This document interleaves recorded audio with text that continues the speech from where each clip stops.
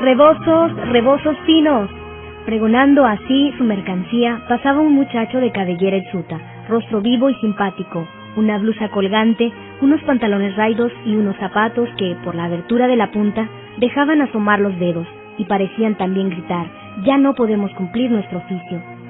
Iba el humilde rebocero por una calleja de Tepatitlán, pueblo del estado de Jalisco, cercano a Guadalajara, cargando sobre el hombro una buena docena de los clásicos rebozos mexicanos que él, con todos los de su familia que podían trabajar, fabricaban en un tallercillo instalado en una infecta casa de vecindad, un tugurio estrecho y maloliente, compuesto escasamente de 3 piezas: el taller, la alcoba de toda la familia, la cocina que servía al mismo tiempo de comedor y un patiecillo donde escarbaban el suelo unas cuantas gallinas.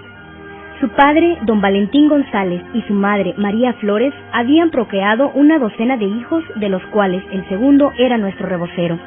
Acababa en efecto de pasar el 16 de septiembre, y en el portalillo de la plaza de Tepatitlán se había celebrado la fiesta cívica de la patria, y el orador oficial había sido aquel muchacho rebocero, aquel Anacleto González Flores, que llegaría a ser una de las figuras más extraordinarias de la epopeya cristera y un mártir de Jesucristo. Anacleto tenía un alma ardiente, enamorada de grandes ideales. La cultura en letras que parecía tener las había adquirido el pobre rebocero en la lectura de periódicos y revistas en la barbería del pueblo.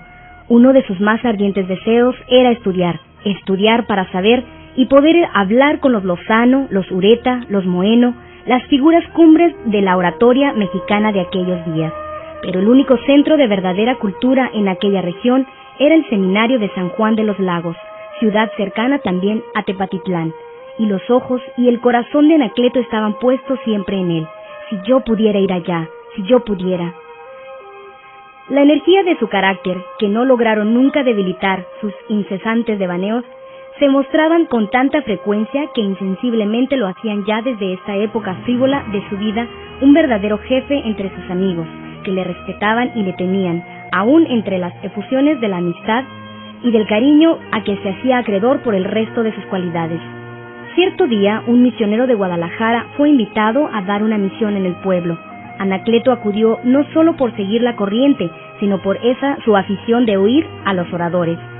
Se hizo reflexivo, piadoso, y sin disminuir en un ápice lo amable y alegre de su carácter, se resolvió a hacer algo que valiese la pena, por Dios y por la patria. Para ello, para encontrar fuerzas y luz en la empresa, que sentía como un llamamiento o vocación de Dios, hizo el propósito de asistir cotidianamente al santo sacrificio y comulgar con frecuencia, propósito que nunca más dejó de cumplir. Así fue como en septiembre de 1908, cuando tenía ya los 20 años, se separó de los suyos para ingresar en el seminario. Anacleto había ido al seminario de Lagos a estudiar y comenzó a hacerlo de tal modo y con tal aplicación que a los 3 meses, con asombro de sus compañeros, pudo sostener una conversación en latín con su profesor, y así siguió con tal aprovechamiento que al año siguiente ya podía sustituir a algún profesor que por cualquier motivo faltara a su clase. Fue entonces cuando sus compañeros, admirados, le pusieron el sobrenombre del maestro. Con el mismo éxito terminó sus estudios en el seminario y en 1913 se matriculó en la Escuela Libre de Leyes de la capital tapatía. Y entonces Anacleto, ya con bastantes conocimientos, comenzó a impartir catecismo y también a dar clases de apologética e historia en algunos colegios particulares, y así ganar algún dinero para las necesidades de la vida de sus estudios. Él se levantaba mucho más alto que el amor a los bienes de la tierra, algo más digno del hombre, y escribía: «No hemos nacido», se decía, «únicamente para comer frijoles, sino para trabajar por el bien de la sociedad, de nuestros hermanos, por el progreso intelectual y moral, especialmente de todos los hijos de una misma patria, por el honor y glorificación de Dios, y la consecución del último fin para que fuimos creados». El laicismo liberal en ese tiempo era algo que no podía soportar y le llenaba de amargura, sobre todo con la consideración de que en gran parte los culpables de aquello eran los mismos católicos. Escribió en un periódico fundado por él, La Palabra, que si hemos de ser sinceros y deseamos sanar, debemos empezar por conocer que nada nos ha perjudicado tanto como el hecho de que los católicos nos entreguemos a vivir con éxtasis en nuestros templos y abandonemos todas las vías abiertas de la vida pública a todos los errores. En la capital de la República, en el año de 1913, un grupo de jóvenes valientes, bajo la inspiración del padre jesuita Bernardo Bergüen, había dado principio a la inmortal ACJM, que en los años de su existencia forjó tantos caracteres varoniles, lanzándolos a la lucha por Dios y por la patria. Anacleto tuvo conocimiento de ello y se entusiasmó hasta el punto de que quiso, con todo empeño, establecer un grupo de dicha asociación en la capital del estado de Jalisco. En ella veía la realización de uno de sus sueños dorados más vehementes, porque en la juventud había puesto todas sus esperanzas generosas para el mejor futuro de México. Así fue como en 1916, en unión con otros jóvenes y sus discípulos, dio principio al grupo jalisciense del que naturalmente fue constituido jefe. Estaba bien preparado para ello, y durante 11 años fue como una prolongación de su hogar y el centro de sus principales actividades religiosas y patrióticas. Cuando llegó la hora de que contrajera matrimonio con una destacada y piadosa señorita de la sociedad tapatía, fue en el oratorio de la casa donde se reunía la asociación donde se empeñó en contraerlo, y apenas su primogénito tuvo la edad requerida, fue inscrito por él en el número de sus vanguardias. Por su parte, la ACJM lo ha considerado siempre y lo considerará en el futuro como uno de sus más destacados elementos y jefes. Él lo que quería era hacerse un hombre útil a la causa de Dios y de la patria, a la que había consagrado su vida. Nació muy pobre, su adolescencia y juventud se movieron casi en la miseria. Siguió siendo pobre toda su vida y murió pobre y con la pobreza. Eso no quita que no reconociera la necesidad urgente de levantar el nivel económico del obrero, del trabajador, de las ciudades y del campo. Sabía perfectamente que no solo de pan vive el hombre, pero que también vive de pan, y para resolver la terrible cuestión social, fundó la Unión Popular, una de sus más bellas y útiles empresas, y se adhirió a la Confederación Católica del Trabajo con todo el entusiasmo que ponía en las obras de la gloria de Dios y bien de la patria. Su interés por la cosa pública trascendía fuera de las academias y de las escuelas. Se veía palpablemente por los discursos, los escritos y otras manifestaciones de la juventud que se estaban preparando con energía los hombres del futuro político, cultural y religioso de México. En ese entonces fue aprobado el famoso decreto 1913, por cuya virtud solo podría oficiar en el estado de Jalisco un sacerdote por cada 5,000 habitantes, y puesto en vigor el 3 de julio de 1918. El arzobispo de Guadalajara, Monseñor Orozco y Jiménez, rechazó el decreto y suspendió el culto, lo que motivó los escritos de los católicos sobre el asunto, excitando naturalmente la opinión pública, bajo la impulsión de los jóvenes de la ACJM, cuyo presidente era Anacleto. Comenzaron a llover ante el gobierno multitudes de protestas. El ataque fue triple, económico, de opinión y de burla. Organizóse un boicot escrito, que disminuyó extraordinariamente el público de las salas de espectáculos y mermó considerablemente las entradas de los comerciantes. El gobierno no sabía qué hacer. Preparóse entonces una manifestación frente a la casa del general Diegues, jefe de armas, el 22 de junio de 1918, en el que Anacleto tomó la palabra, haciendo responsable al general, como consejero que era del gobernador, de la discordia que las leyes inicuas hacían cundir entre los mexicanos, si no prestaba su apoyo decisivo a la derogación de aquel decreto. Aquella manifestación que había iniciado la derrota del gobierno perseguidor apretó más la presión con las protestas que de todas partes llegaban al Congreso. Por fin, el 4 de febrero de 1919, el decreto fue derogado.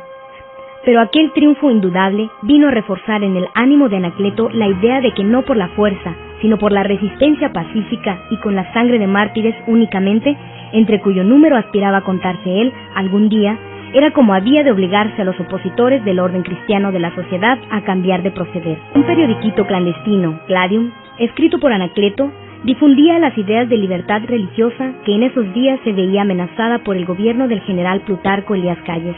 Llegó por fin el estallido de 1926. Él no iría al campo de batalla, pero con el mismo entusiasmo y tesón de siempre, se entregó a organizar, sostener y transmitir las órdenes que recibía del centro, respecto a dicha defensa. Tanto más que por todas partes surgían levantamientos de los católicos y en Jalisco, eran precisamente los jefes de los grupos locales de la Unión Popular los que, creyendo indudablemente que estaban de acuerdo con las nuevas disposiciones que suponían en el maestro, eran los que levantaban las gavillas de cristeros y se lanzaban a la lucha. En aquellas actividades de Anacleto, cuando ya asociada su Unión Popular a la Liga de Defensa y presidente de la ACJM en Guadalajara, tuvo 3 cooperadores abnegados que le acompañaron hasta el mismo martirio: Luis Padilla Gómez y los 2 hermanos Jorge y Ramón Vargas González. Obligado Anacleto a esconderse por sus mismos amigos, que sabían se había determinado por el gobierno acabar de una buena vez con tal jefe del catolicismo y animador de toda resistencia en Jalisco, los Vargas le abrieron las puertas de su casa. La familia Vargas sabía perfectamente a lo que se exponía, dando albergue al jefe de la resistencia, antes pasiva y activa. Anacleto, sin cejar un instante en sus actividades de jefe católico, comprendió las razones con que trataron de persuadirle sus amigos y discípulos para que se escondiera mientras pasaba la tormenta. Disfrazóse pues de obrero, vistióse un overol manchado, dejóse crecer la barba, enmarañóse la cabellera y salió de su hogar para aceptar el cariñoso refugio que le brindaron a porfía los suyos. Desde allí podría con menos peligro dirigir la campaña. El 29 de marzo de 1927 pasó Anacleto una noche en su hogar, rezando y jugando con sus hijos. Fue la última vez que los vio. El 31 del mismo mes se confesó y después estuvo charlando con el sacerdote y le rogó que al día siguiente le llevara la comunión por ser viernes primero a esa casa, que era la de los Vargas, donde estaba escondido. Por la noche, desde buena hora se sienta a su mesa de trabajo para escribir un artículo destinado al periodiquito Gladium, que ya no se podría publicar en él, pero que ha recogido la historia y que expresa ardientemente sus últimos pensamientos. Ya había pasado la medianoche, y era ya el primer viernes de abril, y todavía Anacleto seguía escribiendo.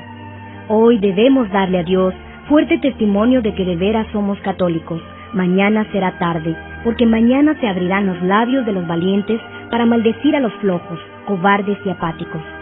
¿Era esto una profecía o un pensamiento? Son las 3 de la mañana y se retira a tomar un breve descanso. Es su último reposo en la tierra. Pocas horas después comenzará su eterno y glorioso descanso. Tocan fuertemente a la puerta de la botica que daba al exterior en la casa del doctor Vargas. Se dan a conocer y entran en tropel desparramándose por todas las habitaciones. Al ruido del tumulto, Anacleto despierta y se viste rápidamente su overol, pero en las prisas se lo pone con la espalda al pecho y sale para escapar por la azotea, como lo tenía preparado para cualquier alarma. Imposible escapar. Este barbón, tal por cual, es aquel que buscamos. Salga de allí. Usted se ha escondido en tal y tal casa, hijo de perra, y ahora aquí.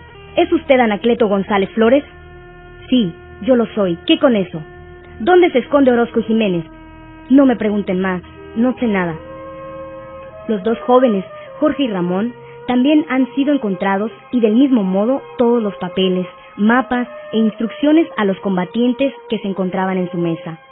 Y se los llevan presos a reunirlos con Luis Padilla. Comenzó inmediatamente el interrogatorio y la tortura de Anacleto, a quien querían obligar a denunciar a quienes estuvieran complicados en el movimiento armado católico de Jalisco y la noticia del lugar en que se ocultaba su prelado, el excelentísimo señor Orozco y Jiménez. Anacleto asumió su responsabilidad en lo que se refería a su actuación cristera desde la ciudad, pero no dijo nada de lo que se le pedía en materia de denuncia. Entonces comenzó la tortura. Lo suspendieron en presencia de sus compañeros por los pulgares de las manos, mientras con cuchillos herían sus descalzos pies. Del mismo modo maltrataban a Padilla y a los hermanos Vargas, y Anacleto, suspendido aún, decía: «No maltraten a esos muchachos, si quieren sangre, aquí está la mía». Lo descuelgan y le asestan un tremendo culatazo en un hombro que le destrozan por completo, y con la boca chorreando sangre por golpes. Simulóse después un consejo de guerra sumarísimo, que condenó a los prisioneros a la pena de muerte por estar en convivencia con los rebeldes. Al oír la sentencia, Anacleto respondió con estas recias palabras: «Una sola cosa diré, y es que he trabajado con todo desinterés por defender la causa de Jesucristo y de su iglesia. Vosotros me mataréis, pero sabed que conmigo no morirá la causa. Muchos están detrás de mí dispuestos a defenderla hasta el martirio. Me voy, pero con la seguridad de que veré pronto, desde el cielo, el triunfo de la religión de mi patria». Eran las 3 de la tarde del viernes 1 de abril de 1927. Enseguida, Anacleto comenzó a recitar el acto de contrición, que corearon sus compañeros, y Luis Padilla pidió un momento más para orar.